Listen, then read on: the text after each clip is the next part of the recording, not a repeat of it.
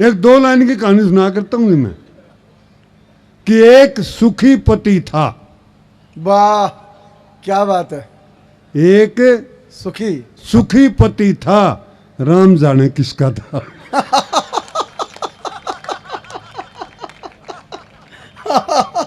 बहुत गड़बड़ हो जाती है उसके बाद फिर। एक तो वैज्ञानिक ने शादी करवा ली जी। ये वैज्ञानिक बुद्धिजीवी होते हैं, ज्यादा बुद्धि का इस्तेमाल करते हैं। उसने ये जानने के लिए कि शादी क्या चीज होती है, उसने शादी कर ली। ये उसका यूं समझ में नहीं आ रहा ये सारा विज्ञान क्या होता है।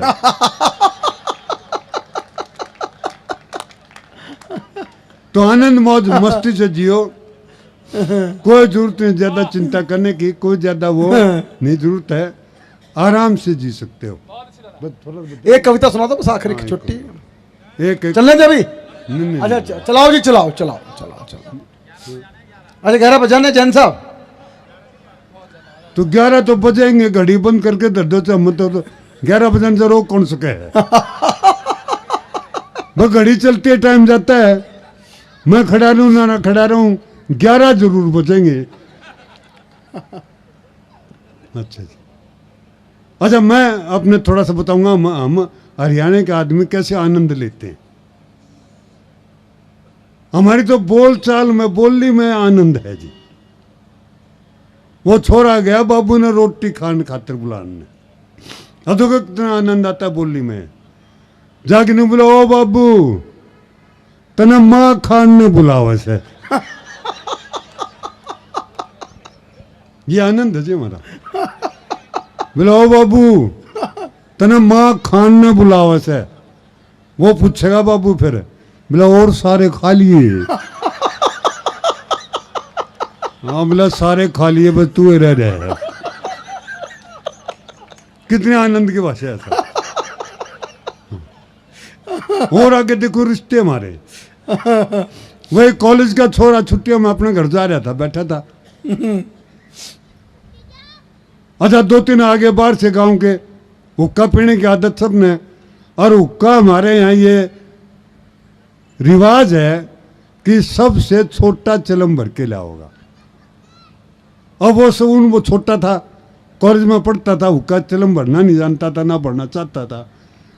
अब देखा कि वो 2-3 आगे चिलम भरनी पड़ेगी, तो उसने क्या करा जी, खाट पर दरी बिछाई और उसके ऊपर बैठ गया। अच्छा कॉलेज का लड़का था, बूट सूट सारी चीज ठीक ठाक पहन रखे थे। उन दोनों 2-3 जो आए थे वो गांव के, उन्होंने सोचा इनका कोई रिश्तेदार होगा, तो अपने आप ही चिलम भर ली, पीने लग गए। फिर पूछ लिया, बोला बेटा तू इनका रिश्तेदार है? वो छोरा बोला हाँ जी रिश्तेदार हूँ। बोला क्या रिश्ता है? नू बोला मेरी माँ ब्याह रखी हो रे।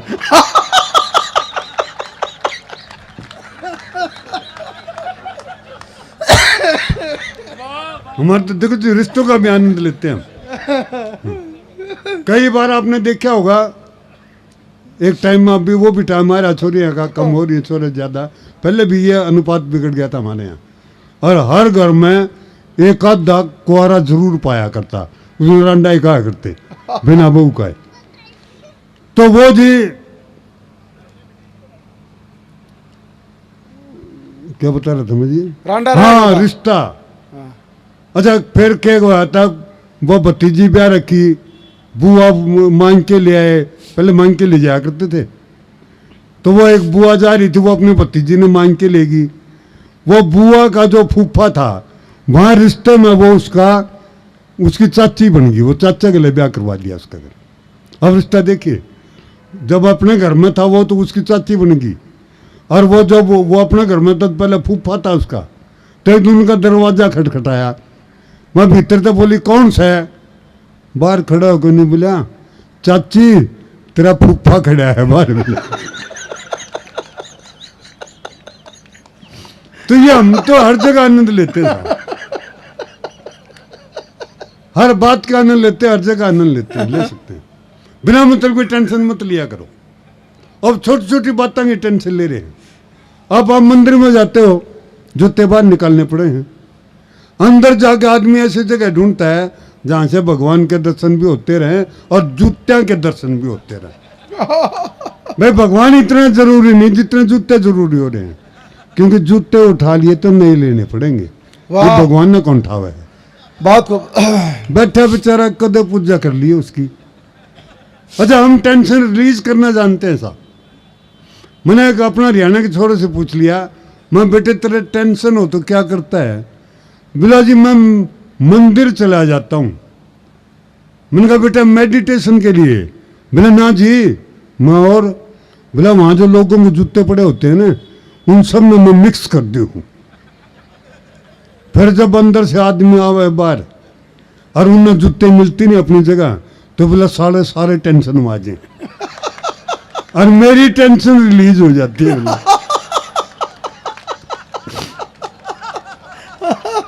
तो टेंशन रिलीज करना सीखो, औरों को दो, अपनी क्यों टेंशन लो। लेकिन यहाँ सब टेंशन में बिना मतलब की। एक टेंशन तो मैं अपना इसी बता दो जिसका कि आप प्रैक्टिकल कर सकते हो। आप बाजार में जा रहे हो, बिना जान पहचान के आदमी को नमस्ते करके चले जाओ, अगले के टेंशन हो जाएगी कि यूं साला था कौन जो नमस्ते करके गया। अच्छा पति पत्नी जा रहे हो, कोई लड़की पति से नमस्ते करके चली जा तो सारे घर में टेंशन, सारी उम्र पूछेगी बताओ कौन थी जो नमस्ते करके। वाह वाह वाह वाह वाह। अच्छा एक और दिक्कत हुई थी हमारे, मैं पार्क में जाता हूँ वहाँ वो कर गई एक लड़की नमस्ते पति देव ने, वो पीछे पड़ गई। बोला बताओ वो कौन थी? मैं बोला तू घनी टेंशन मत दे, मैंने उसको भी बताना पड़ेगा तू कौन सा है।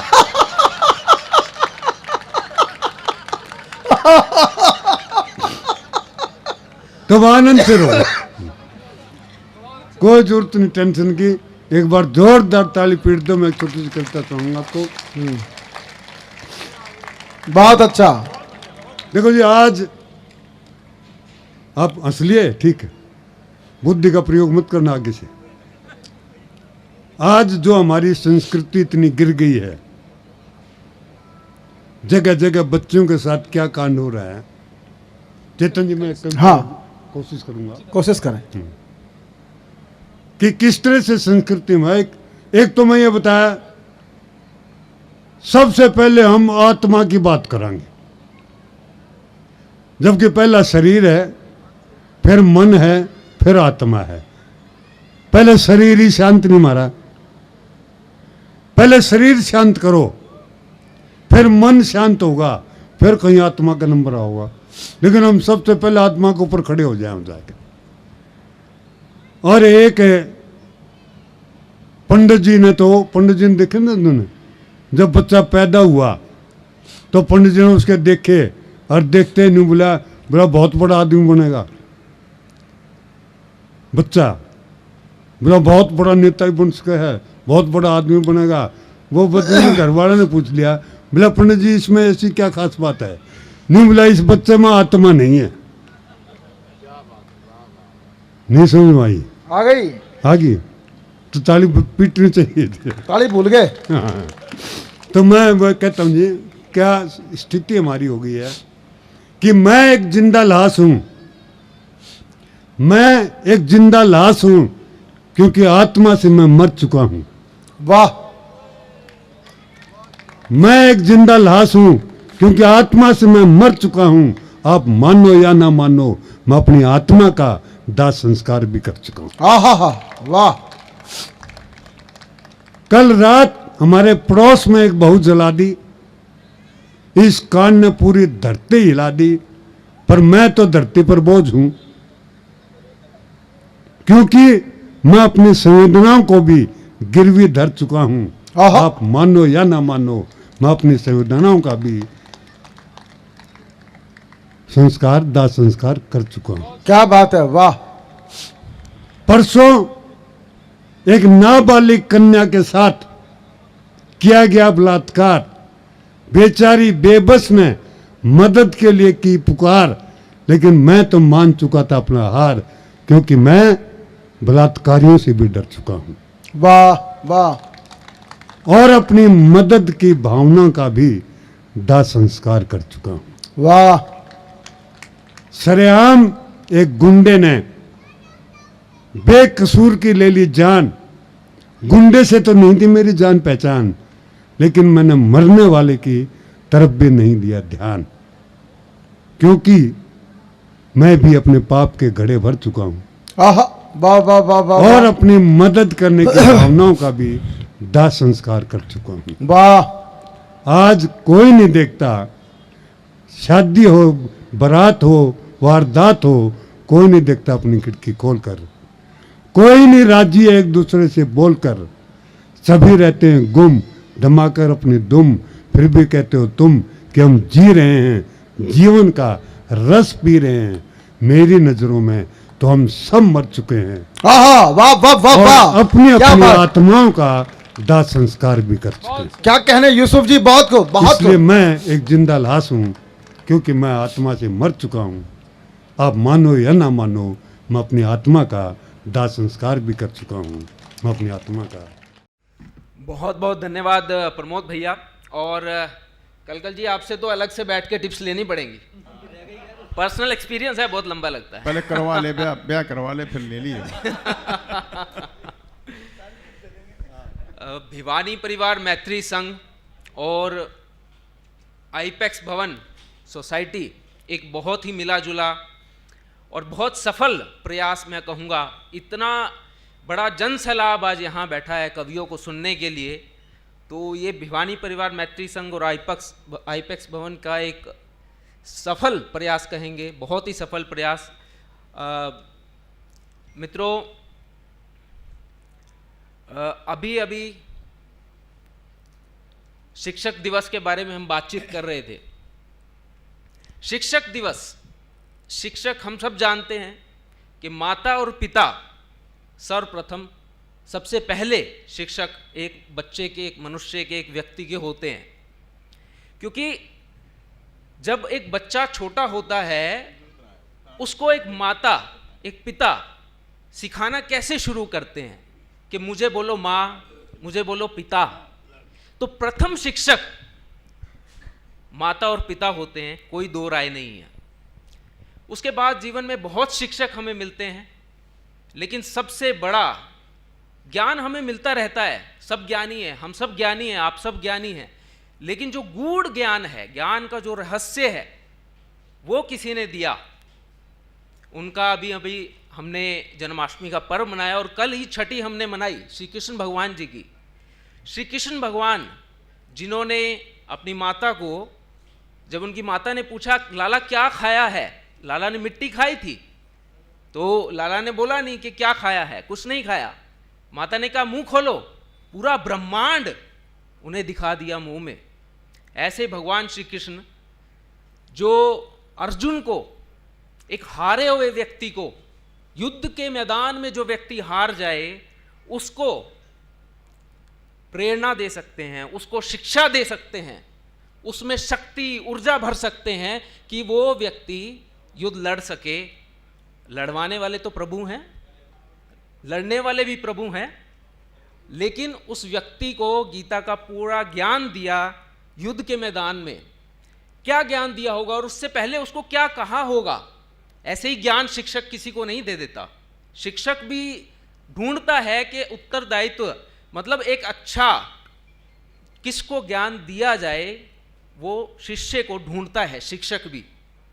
तो भगवान ने क्या कहा होगा, गीता का कुछ सार मैंने निकाल के 4 पंक्तियों में रखा है, आप तक पहुंचे तो बताइएगा।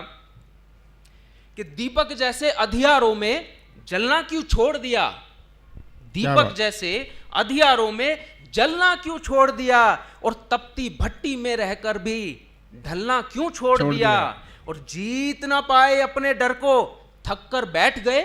जब युद्ध के मैदान में थक कर बैठ गए, कि जीत ना पाए अपने डर को, थक कर बैठ गए, और कठिनाई से डरकर तुमने चलना क्यों छोड़ दिया। क्या बात, बहुत बढ़िया, वाह जी, बहुत बढ़िया, क्या बात सचिन। और क्या कहा भगवान ने कि आने वाले समय में क्या होगा और उसके लिए क्या तैयारी करनी चाहिए, कौन प्रभु के सबसे समीप रहेगा।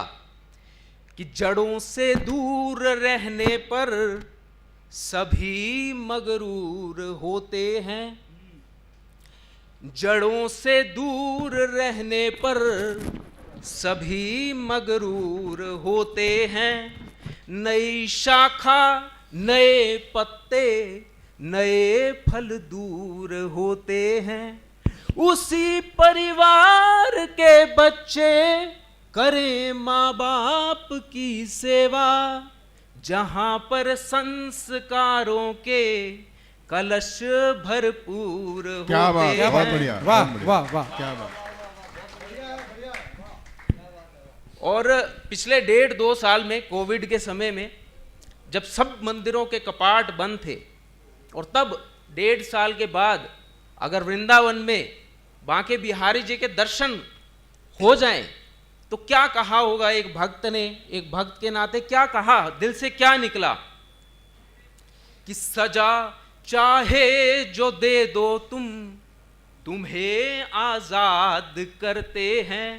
क्या बात, बहुत बढ़िया। सजा चाहे जो दे दो तुम, तुम्हें आजाद करते हैं। ना हो हम फिर जुदा तुमसे, यही फरियाद करते हैं।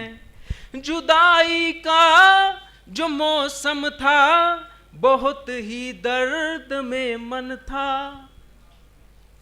जुदाई का जो मौसम था, बहुत ही दर्द में मन था। तेरे पहलू में आकर भी तुझे हम याद करते हैं। वाह वाह वाह। वाह जी वाह, बहुत बढ़िया। और इसी क्रम में आगे कहूँगा, बांके बिहारी जी कैसे हमें मजबूत करते हैं, कैसे हमें दिशा देते हैं कि हवाएं क्रूर हो कितनी, जड़ें खुद ही संभलती हैं। हवाएं क्रूर हो कितनी, जड़ें खुद ही संभलती हैं। और शिखर की ओर जाने को कई राहें निकलती हैं। जरूरी नहीं है कि एक ही राह मिले और वही शिखर तक पहुंचाए, कई राहें होंगी। कि हवाएं क्रूर हो कितनी, जड़ें खुद ही संभलती हैं। क्या बात। और शिखर की ओर जाने को कई राहें निकलती हैं। हमेशा कोशिशों के साथ ही उम्मीद है कायम, अगर दृढ़ हौसले हों तो फिजाएं साथ चलती हैं। क्या बात, बहुत वाह बढ़िया। वाह वाह। और मैं सुरेश जी को ये 4 पंक्तियां समर्पित करूंगा कि शूल में भी फूल का आभास होना चाहिए। शूल बोलते हैं कांटों को, कि शूल में भी फूल का आभास होना चाहिए। और खुशबुओं का जिंदगी में वास होना चाहिए। और दोस्ती में प्यार की हो भावना कुछ इस तरह, क्या बात। दोस्त हो तो दोस्त पर विश्वास होना चाहिए। क्या बात, बहुत बढ़िया, बहुत बढ़िया। बहुत धन्यवाद। और एक बगीचे में बैठा था, पतझड़ का मौसम था, कुछ पंक्तियां वहां से निकली। एक पक्षी को देखा वहां पर, तो कुछ पंक्तियां वहां से निकली, आप तक पहुंचे तो बताइएगा। उस दृश्य को मन में विजुलाइज कीजिएगा कि वो दृश्य क्या रहा होगा। कि पतझड़ में पंछी आ बैठे, ले आशाएं पेड़ों पर। पतझड़ में पंछी आ बैठे, ले आशाएं पेड़ों पर।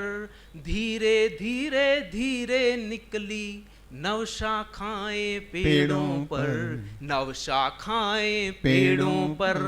सिर के ऊपर सूरज आया, तपते तन की प्यास जगी। सिर के ऊपर सूरज आया, तपते तन की प्यास जगी। एक नजर थी आसमान पे, एक धरा की ओर लगी, एक धरा की ओर लगी। प्यासे पंछी बार बार यूं आए जाए पेड़ों पर। प्यासे पंछी बार बार यूं आए जाए पेड़ों पर। पतझड़ में पंछी आ बैठे, ले आशाएं पेड़ों पर, ले आशाएं पेड़ों पर।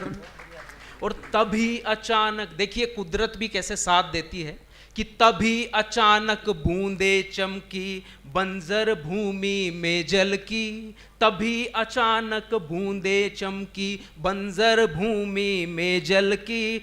अजब कहानी लिखी कलम ने जल थल और इस अंबर की, जल थल और इस अंबर की। प्यासे पंछी बार बार यूं आए जाएं पेड़ों पर, प्यासे पंछी बार बार यूं आए जाएं पेड़ों पर। धीरे धीरे धीरे निकली नव शाखाएं पेड़ों पर, नव शाखाएं पेड़ों पर।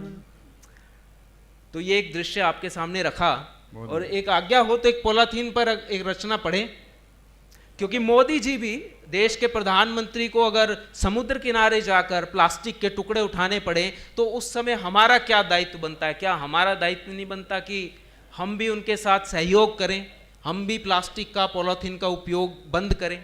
तो उसी पर एक रचना है कि चाहे पैकेट दूध दही का चाहे हो नमकीन का, चाहे पैकेट दूध दही का चाहे हो नमकीन का, बिल्कुल ना उपयोग करें हम घर में पॉलीथीन का, बिल्कुल ना उपयोग करें हम घर में पॉलीथीन का। क्या क्या खाया है गैया ने कचरे वाले ढेर में, क्या क्या खाया है गैया ने कचरे वाले ढेर में, क्या क्या जाकर डूब गया है सागर के अंधेर में। आसमान में जाकर देखा टुकड़ा पाया टीन का, क्या बात। बिल्कुल ना उपयोग करें हम घर में पॉलीथीन का। चाहे पैकेट दूध दही का चाहे हो नमकीन का, बिल्कुल ना उपयोग करें हम घर में पॉलीथीन का। और मिट्टी बंजर हो जाएगी प्राकृतिक बदलाव से। इसके दुष्परिणाम देखिए, दो चीजें मैं कहता हूं। एक व्यक्ति, अगर मेरी बात पहुंच रही है आप तक, तो एक व्यक्ति जो स्वस्थ है वो तो तालियां खूब बजाएगा, क्योंकि उसको स्वास्थ्य का पता है, राज यही है तालियां बजाना। और एक व्यक्ति जो थोड़ा सा अस्वस्थ है उसको तालियां बजानी चाहिए, क्योंकि तालियां बजाने से ही स्वास्थ्य लाभ मिलता है। क्या बात, बहुत बढ़िया, शाबाश, वाह जो। और ये मेरे लिए नहीं, अपने लिए आप बजा रहे हैं, बहुत धन्यवाद। तो क्या क्या खाया है गैया ने कचरे वाले ढेर में, क्या क्या जाकर डूब गया है सागर के अंधेर में। आसमान में जाकर देखा टुकड़ा पाया टीन का, बिल्कुल ना उपयोग करें हम घर में पॉलीथीन का। चाहे पैकेट दूध दही का चाहे हो नमकीन का।